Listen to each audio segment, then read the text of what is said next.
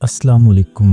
नफ्सियात का लेक्चरर जब क्लासरूम में दाखिल हुआ, उसने पानी से भरा हुआ गिलास हाथ में उठाकर सबसे पूछा, बताओ इसका वजन कितना है। ये सुनते ही पूरी क्लास सोच में पड़ गई, मगर जब उसने फर्दन फर्दन पूछा तो सबने अपनी अपनी समझ के मुताबिक वजन बताया। लेक्चरर ने बददस्तूर गिलास हाथ में उठाए रखा और सबसे मुखातिब होकर कहा, अगर मैं इस गिलास को 1 मिनट तक उठाए रखूं तो इसका वजन मामूली होगा।